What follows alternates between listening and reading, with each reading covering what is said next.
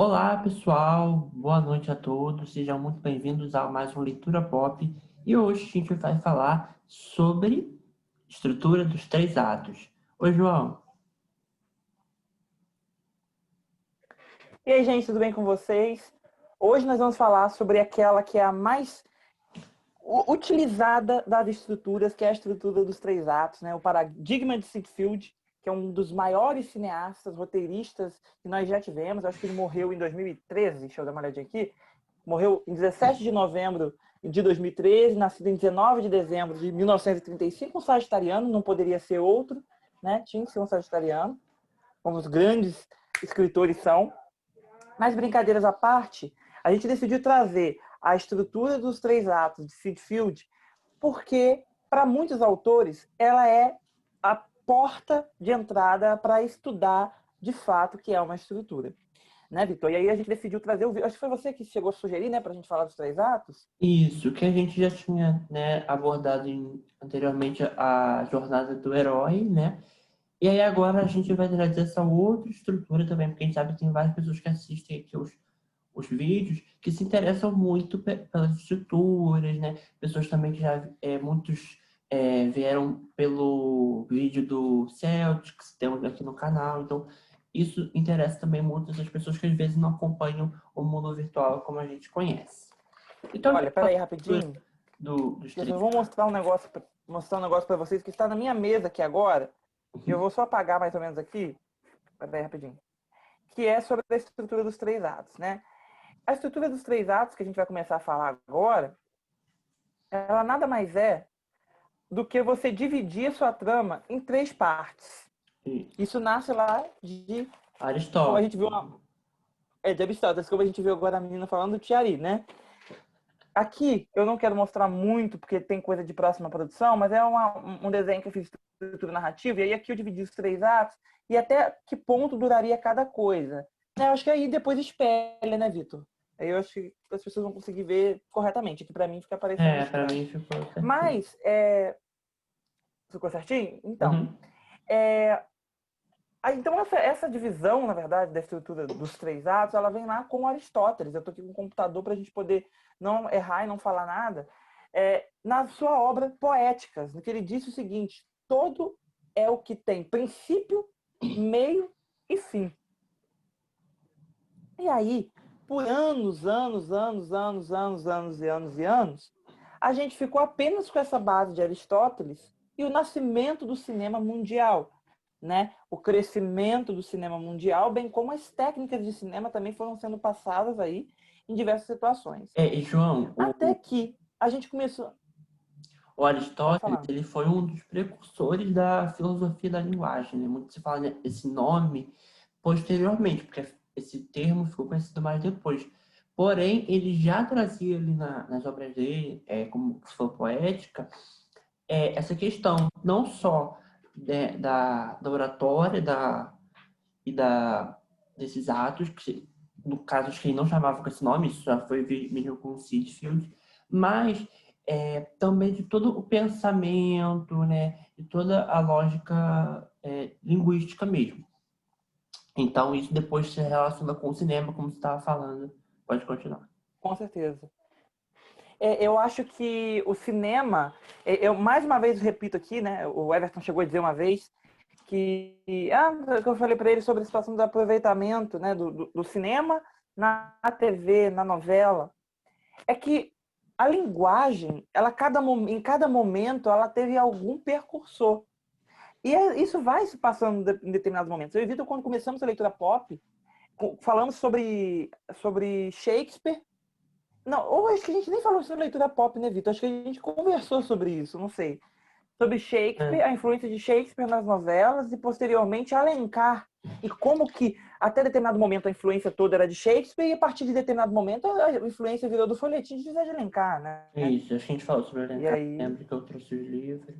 A gente falou também sobre a Dama das Camélias. É, e aí você vai passando isso para cada um. Aí, depois de Alencar, com a novela já estabelecida, você tem Jeanette Claire, que aí já é uma mulher da própria novela que já nos diz como é fazer uma novela. Então, eu acho que Aristóteles ele serviu de base para a linguagem da artística, e junto com Shakespeare, posteriormente, né, também foi muito firmada essa questão dos atos e tudo mais, mas aí, com o surgimento do cinema, com o crescimento do cinema, a gente teve um cara do cinema que aí nos regulou o que era aquilo que o Aristóteles falava. E aí cada ramo, eu falo isso porque eu estudo muito Aristóteles em direito, o Vitor deve estudar muito Aristóteles em letras, e todo mundo estuda muito Aristóteles, mas aí cada ramo vai começando a pegar o melhor de Aristóteles e transformar exatamente no que é conveniente para a ciência que está estudando. Né? Não sei se o Vitor concorda comigo. Uhum. Eu acho, João, que foi muito importante você falar de Shakespeare, porque Shakespeare, acho que ali começou muito a se discutir, falar de dramaturgia com alguém que fazia isso. Porque, por exemplo, Aristóteles estudou muitas coisas da filosofia, da linguagem, do pensamento, só que ele não produzia. E com o Shakespeare ele já produz e fala sobre isso, que é o que depois o Sitfield vai fazer.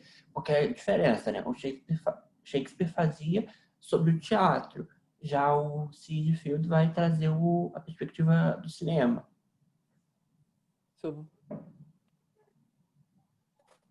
Hoje, por exemplo, a Academia Internacional de Cinema nos dita exatamente como deve ser um roteiro. E aí, os filmes.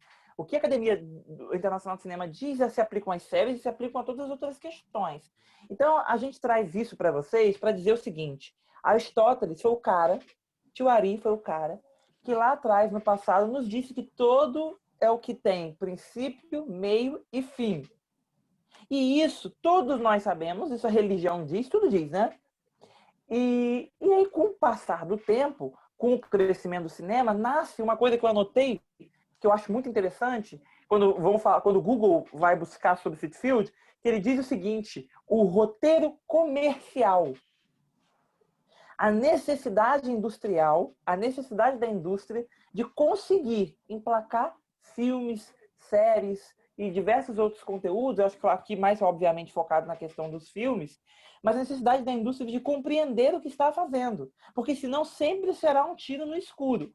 Né? É a minha discussão que eu sempre tenho levado até em consideração a própria Rede Globo e outros lugares, que cada vez mais, com o crescimento da novela, a novela ano que vem faz 70 anos, a gente vai precisar começar a delimitar, né?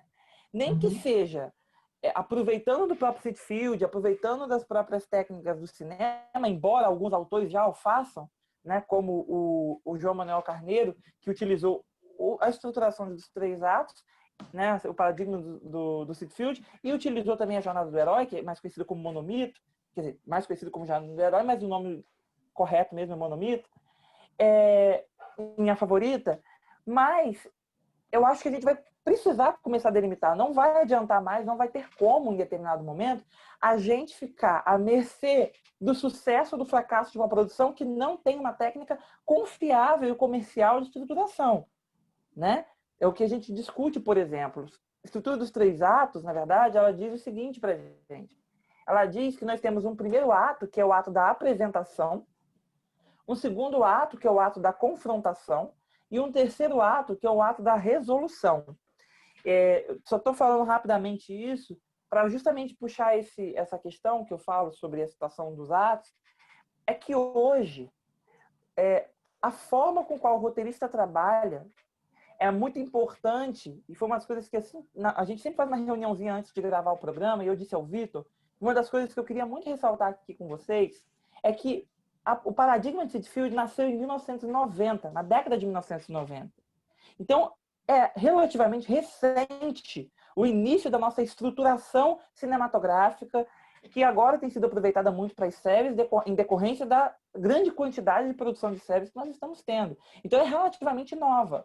Então, não dá para imaginar, quer dizer, dá para imaginar e dá para pensar de que Janete Claire, Agnaldo Silva, Gilberto Braga, o próprio Ricardo Linhares, a Glória Pérez e diversos outros autores vieram antes até da gente começar a transformar o roteiro num objeto de trabalho comercial, sabe? De você escrever para fazer sucesso, não escrever porque é uma história que está te mexendo com o seu interior e aquela questão toda. E vou ser bem sincero aqui, o próprio Vitor mesmo, quando foi construir Caros Amigos Ricos, tinha uma outra produção antes que ele iria escrever, que era uma produção que batia no coração dele para escrever, e essa produção não foi ao ar. E Casos Amigos Ricos, de acordo com tudo que ele estudou de estruturação, nasceu primeiro da estruturação para depois nascer a história. Então, antes de nascer a própria história, o Vitor sabia que era uma menina que ia ter os dois... Nossa, quase que eu só tenho um super spoiler aqui agora. Que ia ter o Fabrício e o Bernardo, e aquela coisa toda, aquela discussão. E depois é que ele foi saber que aquela menina chamaria Duda, que aquele cara chamaria Bernardo, que aquele cara chamaria Fabrício, mas toda a estrutura narrativa já estava feita. Só que vamos precisar, e aí a minha discussão, nós vamos precisar daqui a pouco, mais cedo ou mais tarde, começar a regularizar isso na dramaturgia. O que nós estamos vendo hoje é o Valci Carrasco sempre fazendo sucesso e outros autores quase nunca fazendo sucesso. Você nunca garante que aqueles autores vão fazer sucesso. E aí, para finalizar esse meu raciocínio, a gente mudou a forma. Os novos roteiristas, como nós, mudaram a forma com a qual você constrói uma história. A gente hoje a gente recorre a Sitfield, a gente recorre ao Monomito, a gente recorre a diversos outros livros que estão aí disponíveis de roteiro. Tem um livro maravilhoso também que é sobre como escrever série de TV, mas eu acho que o livro está em inglês. Mas a gente recorre a esses livros para que a gente consiga entender como que a história precisa ser construída antes mesmo da história nascer. O roteirista de hoje, quando ele é encomendado a fazer uma história, ele é encomendado da seguinte maneira: Vitor, eu preciso... Foi o que aconteceu até em relação ao Wesley com o Vitor. Vitor, eu preciso de um romance que seja mesclado com uma comédia romântica, né? Então seria uma comédia romântica, precisa ter humor, precisa ter leveza, precisa ter inspiração, precisa ser popular. O que o Vitor pega? Aqui, da mesma forma que eu vou mostrar para vocês correndo aqui, mas da mesma forma que eu fiz dos 3 atos, eu também fiz a jornada das heroínas da série. Então, o que o Vitor pega e faz? Peraí, eu vou definir aqui a que ponto vai cada coisa. E aí o Vitor fez uma ligação comigo, e no primeiro dia, antes da sinopse nascer, o Vitor sabia que até o capítulo 8 acontecer tal coisa, até o capítulo 20 acontecer tal coisa, já tinha dividido a estrutura da produção e da narrativa, as reviravoltas, os conflitos e tudo aquilo, antes mesmo daquilo virar uma sinopse com nome e ganhar vida, como hoje ganhou. Exatamente. E aí entra também a questão mainstream, né, Vitor? Acho que entra a questão do mainstream, que é uma coisa que eu elogiei o Vitor na coluna. Deixa eu... Assim, a Dona do Pedaço, por exemplo, a Dona do Pedaço foi chamada, o Valci Carrasco foi chamado para escrever a Dona do Pedaço. Beleza, normal, né? Só que como é que funciona hoje essa técnica? É isso aí que aconteceu com o Vitor. Vitor ser chamado, o Vitor olhar a estrutura e aplicar. E não acontecer como aconteceu no Dono do Pedaço, que o autor simplesmente apresentou um circo sem estruturação nenhuma e está entregue. Não é bem assim que as coisas funcionam. Eu acho que, primeiro, João, você falou de ser uma coisa comercial, né? Um pouco no começo do seu raciocínio. E também, assim, os autores, será que eles começaram a seguir essa estrutura depois de 90? Depois que Sid Field regulamentou, ou seja, documentou isso? Eu acho que também não.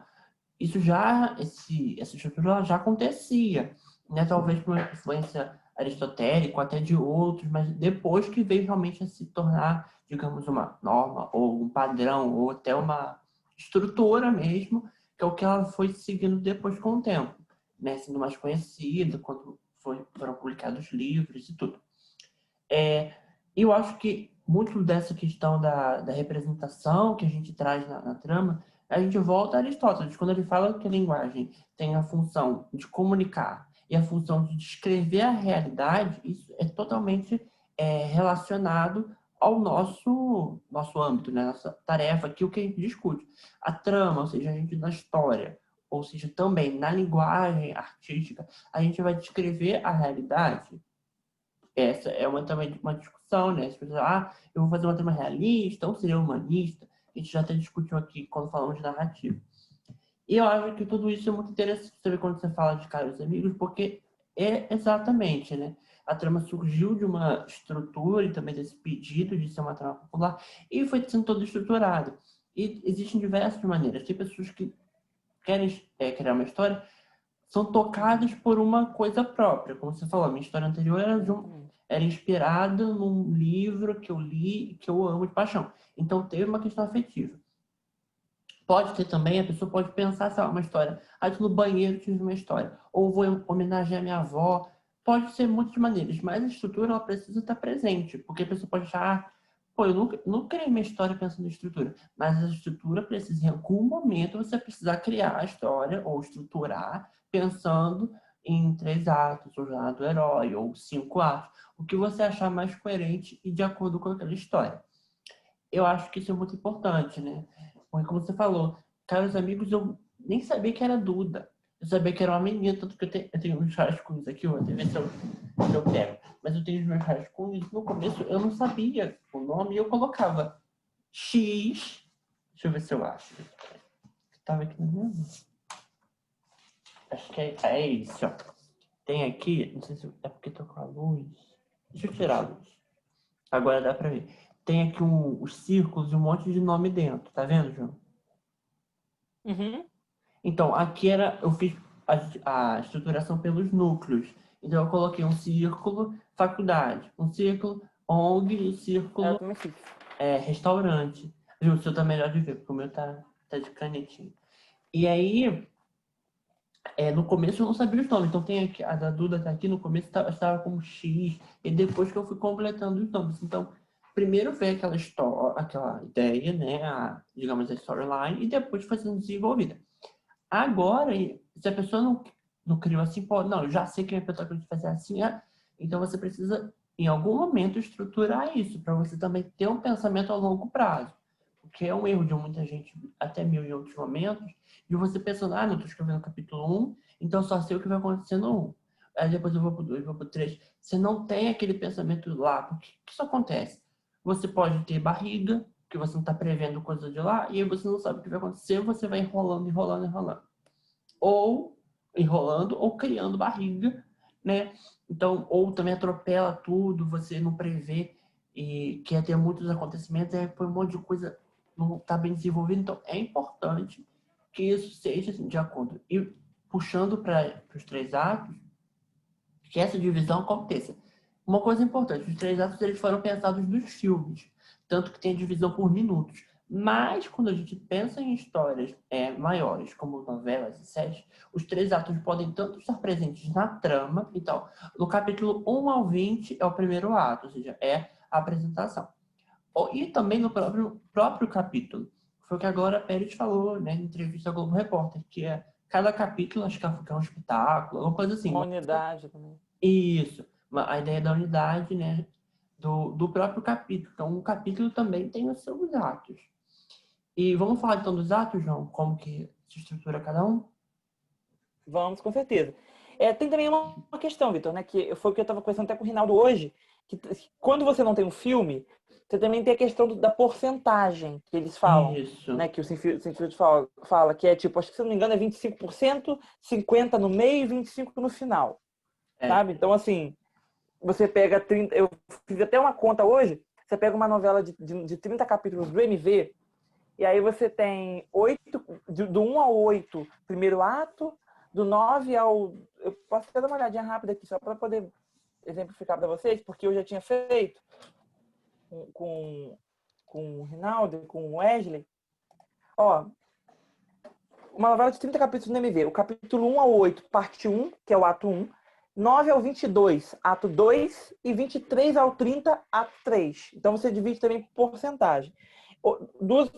Outra coisa também que eu queria acrescentar para a gente pular para Seinfeld. Você disse que antes de Seinfeld transformar isso em... Como é que foi que você falou? Transformar isso Estrutura, em né? Em documentar, é isso? documento. Já se utilizava. E aí eu parei para pensar que eu acho que é porque é intuitivo dentro de nós. Sempre foi, para mim, por exemplo, antes de conhecer a estruturação, que é muito intuitivo para mim que tudo tem um início, meio e fim. Então, que ali teria um meio, que como é que funcionaria o meio e toda aquela questão. Eu acho que a gente pecou muito tipo, muitas vezes a gente tinha aquela mania do capítulo 20, e a gente fazia um meio que praticamente estava mais perto do 30 do que do meio, né? E aí ele ficava meio desproporcional ali, e dividia em duas partes, que também é errado, né? São 3. E Seinfeld fala uma coisa no livro dele, que eu achei interessante, porque eu lembrei aqui, que ele fala que a estrutura dos 3 atos não é fórmula do sucesso. Ela é a forma. E ele diz isso no livro Exatamente. dele. Então, acho que isso é muito interessante a gente falar. Não é uma fórmula para o sucesso, mas é uma forma de se estruturar uma história e garantir que ela vai ter a qualidade necessária. Porque a qualidade, gente, qualquer roteirista pode garantir. Se ele quiser, se ele estudar, se ele correr atrás. Agora, a audiência não correspondeu ou não, aí vão ser circunstâncias alheias à vontade do próprio roteirista, né? Se ele aplicar Exato. tudo aquilo que for aplicado. Mas vamos lá, Vitor. Então vamos agora ao aos nossos atos, né? Então, o primeiro ato, ele que vai trazer a apresentação. João, só confirma para mim os nomes que o Sid Field dá aos atos, porque muitas vezes a gente fala apresentação, ou introdução, desenvolvimento, conclusão, como se fosse redação, mas ele dá os nomes corretinhos que você já até citou.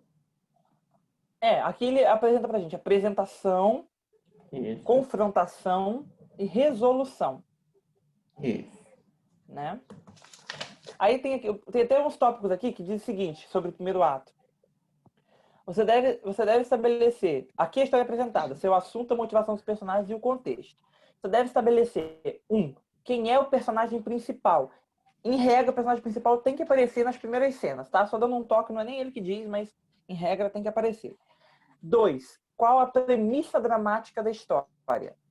E 3, qual é a situação dramática da história? Tudo isso é apresentado logo no início. Eu tenho até um exemplo aqui que um próprio site de roteiro nos dá. Se o Vitor quiser falar alguma coisa sobre isso antes. Exato. Então, assim, lembrando também que as pessoas que podem estar assistindo estão pensando, mas a minha web novela, por exemplo, os primeiros 25% do meu primeiro capítulo não apresenta a história, não apresenta a premissa toda.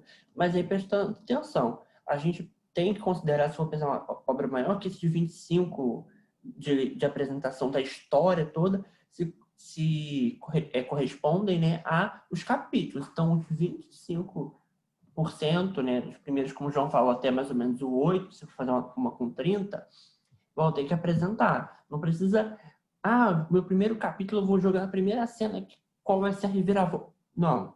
Tem que sempre a construção sendo muito gradual. E se fosse num filme, né, a ideia que o Sid Field faz e que muitas pessoas outras continuaram com os minutos é considerando um filme de 2 horas. Então, se o filme tem 2 horas, o primeiro ato tem 30 minutos, 25%. Então, nesses primeiros 30 minutos do filme, que é isso que a gente pode assistir vários filmes e vai reparar que é exatamente assim. O personagem principal tem que aparecer nesses 30 minutos. E aí a história tem que estar já... Com que ele vive, onde ele vive, aquela coisa toda ambientação, né? Caros amigos ricos, essa é minha mãe, essa é onde eu estudo, isso é onde eu vivo, sabe? Essas questões. Exatamente. E também a força... o próprio conflito dramático também. Isso, exatamente. A força do personagem, o que ele deseja. E aí você já disparar, né? Você já dá início à jornada dele. Se você for unir essa estrutura, a jornada do herói, é aí o momento em que a jornada do herói tem que ser empurrada, né? Tem que ser iniciada. Sim. No... Tanto que aqui, Vitor, Pode falar. a ideia que ele nos dá de ato 1, ele nos dá sobre o Rei Leão.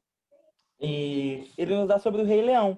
Ele fala que é apresentado Mufasa, que é o rei, o Simba, que é o príncipe e protagonista, o Scar, que é o irmão invejoso, as hienas, que não gostam do rei, porque elas são colocadas de lado, o cemitério dos elefantes, que é apresentado pelo próprio Scar. O Simba precisa ser rei, o Simba não quer ser rei, o Scar quer ser rei, e aí morre Mufasa, e a partir do momento que morre Mufasa, que aí você vai ver todo o conflito, tudo que circunda o reino, tudo que circunda o protagonista, que é o Simba, a vida dele, o tio dele, o pai dele, a família dele, os amigos dele, tudo ele é apresentado no primeiro ato. Exato. E aí quando o Simba, quando o Mufasa morre, a gente vai para o segundo ato. Você, Vitor. Exatamente. Fala o que você quiser. Então, isso é uma coisa muito interessante, porque as animações, principalmente da Disney, elas seguem muito, né, a estrutura dos 3 atos. Porque a gente pode achar que é uma estrutura assim, mais de filmes maduros, ou que as animações elas precisam muito disso também. Porque para atrair a criança, né, e outros públicos que vão assistir, tem que ter o desenvolvimento, né, tem que ter o final. Então é importante que essa estrutura seja o mais linear também possível, né?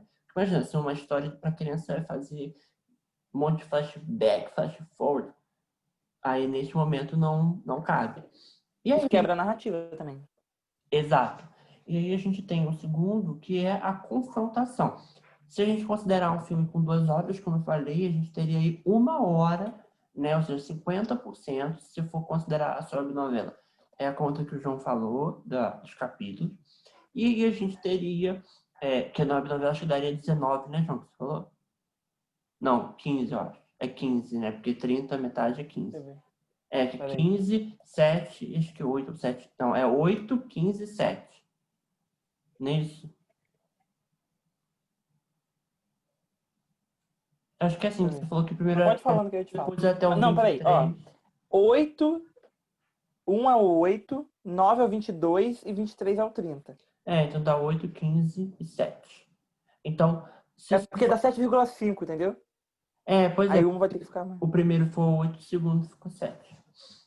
E aí, então, a gente teria mais ou menos metade da sua obra. E aí, os conflitos, né, já iniciaram, os personagens já estão com suas jornadas já encaminhando, né, e vão enfrentar os seus desafios. E esses desafios também serão desafios menores. Porque o principal desafio ele aconteceu entre o ato 1 e o 2. Então, João falou, o Rei Leão, o grande ponto ali foi a morte do Mufasa. Primeiro ato acabou. O segundo ato, quais vão ser os desafios do Simba? É aí quando o Simba vai encontrar o Timão e Pumba, por exemplo, né, que ele se afasta totalmente do reino. E também, Mudança de rota, né? exato, e os desafios também naquele reino que ficou com as leoas, elas tendo que enfrentar todo o problema do reinado do Scar. Então, são outros desafios, né, e problemas que estão envolvidos ali.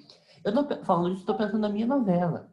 Porque exatamente assim, até o capítulo 8, como o público vai conhecer até acho que até dia 1 de outubro, que é o 8 por aí. E aí depois vão entrar outras questões, né? Mas o grande virada é do 7 para o 8. Então, a gente vai ter esse desafio principal também do personagem, vai crescendo. O caso do Rei Leão, ele vai também se descobrindo, né? Que é uma grande questão do personagem. E o desafio dele também, que vai E é interessante crescendo, porque... é também... Calma aí, João. O desafio dele que vai crescendo é em relação a voltar, né, ao reinado. Exatamente, isso que eu ia falar. Uhum. Alinhado à estrutura dos 3 atos, nisso, com a jornada do herói, quando ele tem uma problemática de caráter, que é uma coisa específica, porque, na verdade, a estrutura dos 3 atos, ela está mais voltada à trama, Isso. né? A trama no geral. Podia não ser o Simba, podia ser sei lá quem, podia ser o Louro José, num desafio de ter que assumir o reinado da Ana Maria Braga. Podia ser uma outra coisa, entendeu? E aí a Fátima Bernardes é o Scar que quer roubar o reinado da Ana Maria Braga. Então, assim, é mais focado na história. Então, eu acho que o autor também, por isso que o filme é maravilhoso, né? O Rei Leão, optou também por utilizar a jornada do herói. E tem uma coisa também, Vitor, que eu não sei se você consegue perceber, mas é que eu acho que é interessante, e eu não sei como é que você vai fazer na sua novela, né? Não sei, mas que sempre há uma super grande cena para finalizar um ato. Aqui no caso foi apontado para a gente que a cena que finaliza o primeiro ato e que nos dá a mudança de postura e mudança de situação é a morte do Mufasa no ato 1 pro 2. Então, inclusive aqui o rapaz do Além do Roteiro até disse que é uma das maiores cenas do cinema mundial, e eu concordo plenamente, é a cena da morte do Mufasa. E aí, no ato 2, a cena que finaliza o ato 2, porque aí o Vitor falou que o conflito dele vai aumentando, é exatamente isso. Os conflitos lá no reino continuam. Mas o herói, ele tem alguns verbos na estrutura dos 3 atos, no ato 2, que é o seguinte: ganhar, perder, vencer, desistir e essas coisas. Então, ali que é o momento que ele vai ter aquela confrontação de uma coisa com o outro. Ganhar ou perder, desistir ou resistir, né? E essas questões. E aí, quando ele tem esse aprofundamento, voltando na jornada do herói, esse aprofundamento da falha de caráter dele, porque ele já era uma pessoa inconsequente lá atrás. E aí Timão e Pumba ensinam a ele o Hakuna Matata, e aí ele fica mais inconsequente ainda, porque ele não quer voltar para assumir o reino dele que está completamente devastado. Foi devastado pelo Scar. Você vê a passagem de tempo, pelo que parece, o Simba ficou muito tempo, né, lá com o Timão e o Pumba. Mas aí vem uma outra grande cena que finaliza o ato 2, que é quando o Mufasa aparece lá no céu, né? Na água, enfim, aquela coisa toda. Que o Mufasa aparece pro Simba e diz pro Simba voltar. O Simba precisa voltar. E aí, água e tudo mais. E a partir dali nós vamos pro terceiro ato. Nas suas mãos. Gente, esse filme é muito bom. Eu sou apaixonado. A cena da morte do Mufasa, eu não sei, mas aquilo me acaba de um jeito que sempre. Né? Toda vez que eu vejo, já vi várias vezes. Né? A última versão ficou linda também. Aí eu amo. Então, o terceiro ato, a gente tem a resolução de todos esses conflitos, né? E os personagens, eles já estão aí encaminhando para o seu final. E a gente vê também uma coisa que é muito importante. Porque eles vão ser bem-sucedidos, né, nos seus objetivos e a sua jornada, ou não. E é uma coisa também importante porque, para a gente pensar, a transformação que esses personagens sofreram ao longo da trama. Por que eu queria destacar isso? Porque é importante que o personagem mude alguma coisa. Porque se você começa a trama de um jeito e termina do mesmo jeito, alguma coisa não deu certo, porque a ideia é que ele se transforme, não precisa ser uma coisa brusca. Ah, ele era malvadão, agora ele tá um doce. Pode ser, mas não necessariamente, mas precisa haver alguma modificação, alguma transformação, porque isso, o roteiro, ele pressupõe, né, digamos assim, a estruturação de uma mudança, né? Os problemas de caráter também, né? A resolução deles, em muitos casos. Aqui então diz a seguinte frase, ó, complementando o que o Vitor disse. Uma história é uma jornada e o final é o destino. Essa condição final, essa última mudança, deve ser absoluta e irreversível, além de ser clara e autoevidente, não exigindo explicações. Diálogo ou narração com o intuito de explicar é chato e redundante. Então, as ações precisam ser muito claras. Então, vamos supor que a gente fala de uma mãe que não gosta do filho. O grande problema dela e ela queria muito gostar desse filho. Ela não é uma vilã, mas ela gostaria muito de gostar desse filho, mas ela não gosta desse filho. Esse filho parece muito com o pai, isso remete a ela uma coisa ruim, né? E aí quando chega no final, esse filho está em apuros. A casa está pegando fogo. E aí o que vai acontecer? Você vai mostrar uma casa pegando fogo com um único intuito de mostrar essa mulher entrando dentro dessa casa, salvando esse filho e levando no hospital. Ponto.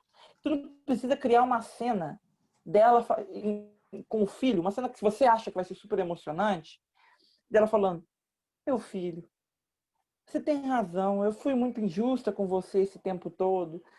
Não precisa disso, porque sabe qual é a impressão que isso dá? Eu acho que eu já conversei isso com o Victor e com o Wesley, e que é um grande problema para mim, até do próprio Valci Carrasco, em relação ao Dono do Pedaço, e de outros autores também, não somente ele, os autores do passado, muitos têm essa mania, de que em qualquer momento ele poderia ter feito aquilo.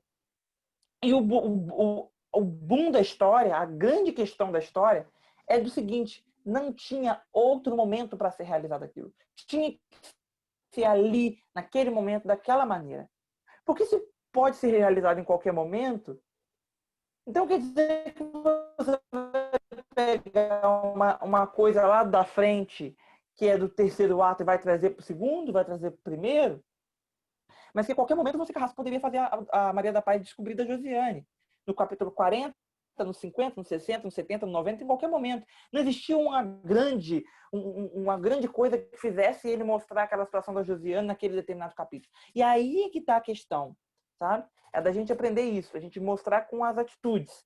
E aí, o mesmo Valci Carrasco, para não parecer que eu sou mito pau, mas o mesmo Valci Carrasco fez uma coisa maravilhosa com a última cena maravilhosa de Amor à Vida, que é uma das melhores cenas da dramaturgia brasileira, onde o Félix está de mãos dadas com o pai, e aquilo ali foi a prova mais justa de que o pai Muito conseguiu bonito, amar assim. o filho, que o filho conseguiu amar o pai. Maravilhoso, né? Incrível. Muito Uma bom. pena que a novela não tenha chamado em nome do filho, inclusive, ou em nome do pai, porque eu acho que se a trama fosse toda voltada para a conquista de pai e filho, faria muito mais sentido do que a Paloma e o Bruno, que são insuportáveis. Mas aí, Vitor, vai falando aí que eu só vou mudar minha câmera aqui e botar num negócio enquanto isso. Pode falar. Então, Ó, eu tô o que vendo a você tua falou. tela. Então é exatamente isso aí. Isso aí, tá vendo? Essa linha é muito importante, né? Então, os 25%, que seria no filme de 2 horas e 30, depois mais 1 hora, depois mais. Acho que eu falei errado. É 30, 1h30. Acho que eu tinha falado certo. Enfim, a apresentação e confrontação e a resolução. Tem uns pontos É de virada. 30, 60, 30. Isso. Isso. E os pontos de virada são muito importantes, né? O João falou, Ó, aqui rapidinho. Aqui. problemáticos. Aquela situação que a gente falou do Simba, né, Vitor? Isso, Que morre o Mufasa. isso. E Depois, aqui. o Simba com o espírito do Mufasa. Exatamente. É o que E acontece convoca exatamente assim. No dia que ele, vocês quiserem né? assistir, vocês fazem. Exatamente. E isso a gente vê em outras.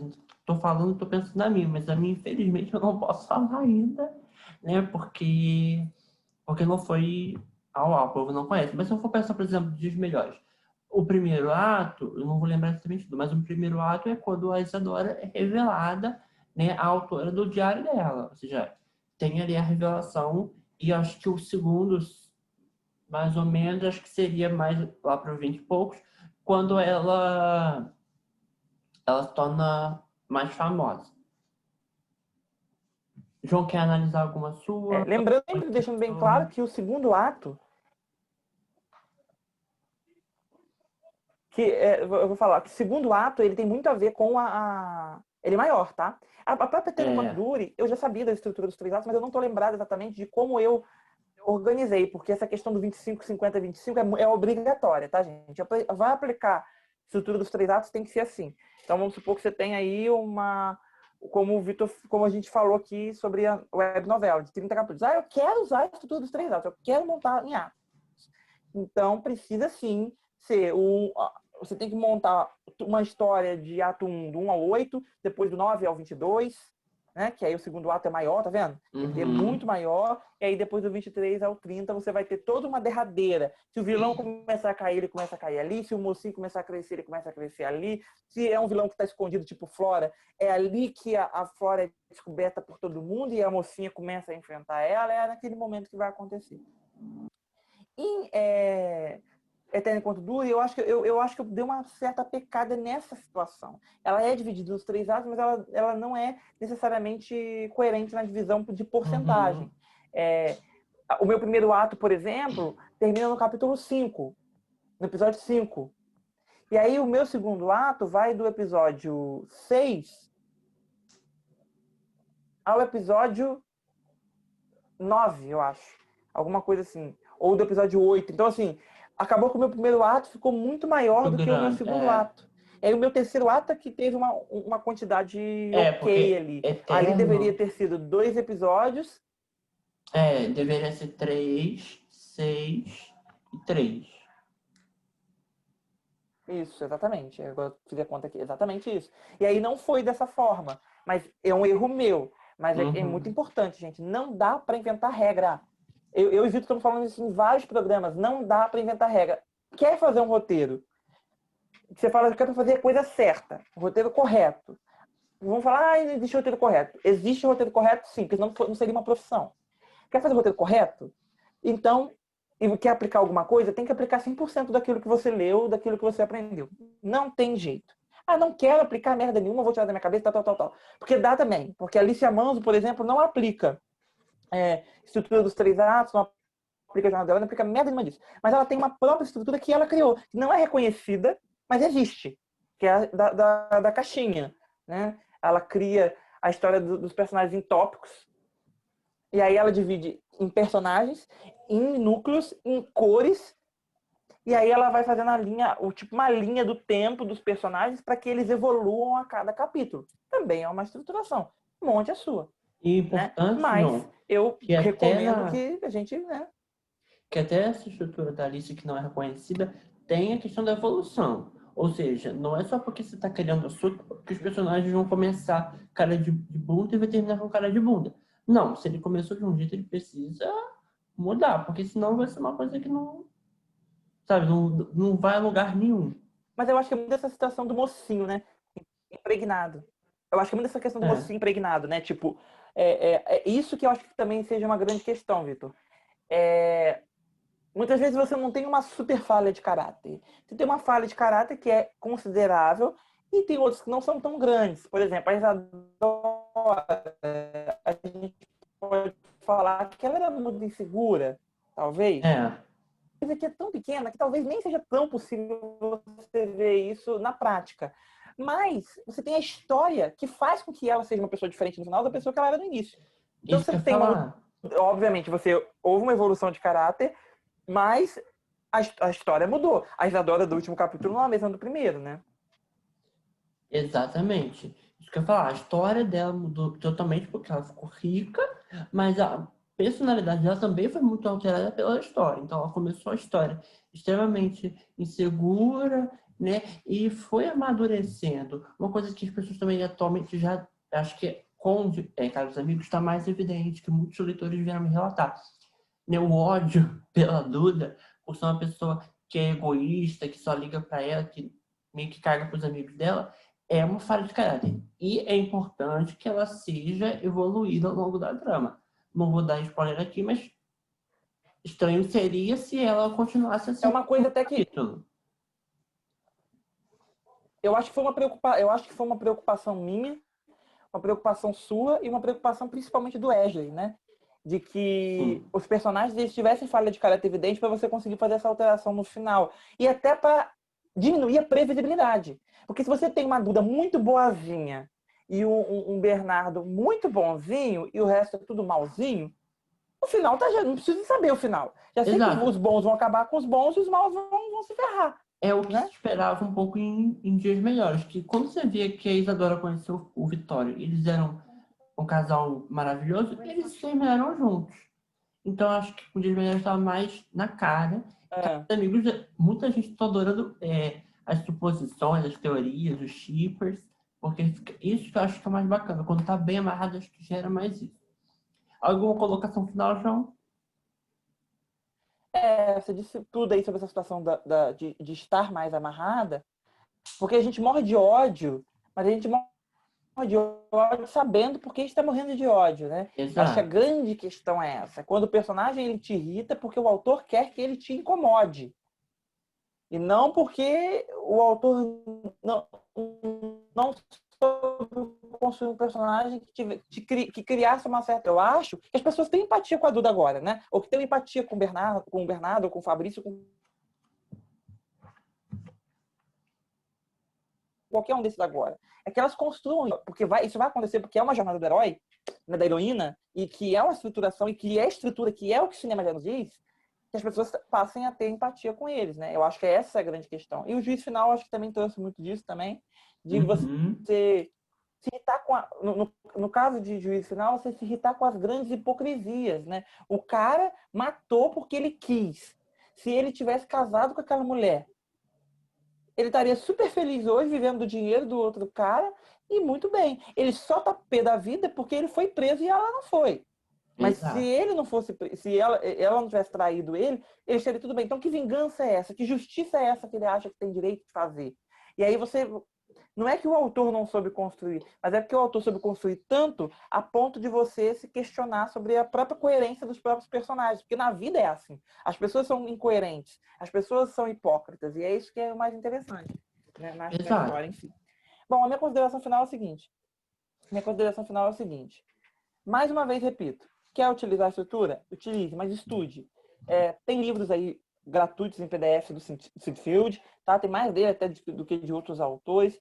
É uma estrutura básica. Você que nunca nunca estudou estrutura, que nunca colocou nenhuma estrutura em prática, eu acho que é o grande momento de você conseguir colocar pela primeira vez.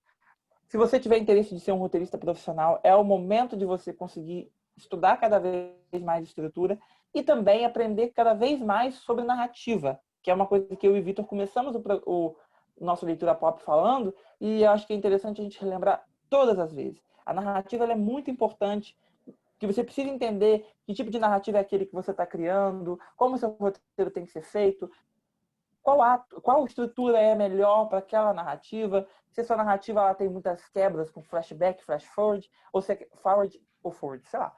Ou se ela é uma narrativa moderna, clássica, moderna, enfim, essas coisas que são muito importantes que você entenda. Seu produto é um produto para um público-alvo criança, adolescente, mais popular, mais velho, as donas de casa. Se ele é um produto mainstream, ou seja, ele é capaz de atingir o João, o Vitor, a mãe do João, a mãe do Vitor, a avó do João, a avó do Vitor. E quem quiser começar, comece pela estrutura dos 3 atos. Ele é bem mais simples, bem mais fácil, bem mais interessante da gente começar a estudar. Eu acho que isso vai ser de suma importância para você, se você quiser ser um roteirista de fato reconhecido pela sua capacidade de controle da própria história. Né? Eu acho isso, né, Vitor? É o controle que você tem da história por meio de todas essas estruturas. Exatamente. Então, pessoal, é isso. Ficam grandes dicas aqui para vocês prestarem muita atenção quando forem produzir, né? Que eu acho que é o mais importante também, que a gente vá atrás, veja os vídeos, reveja, né? Porque o conhecimento, para quem se interessa, para quem deseja realmente crescer, não só fora do MV, mas se quiser escrever aqui de uma forma bem sucedida, é importante que você faça algo que seja, né, legal e que, né, vá por esse caminho.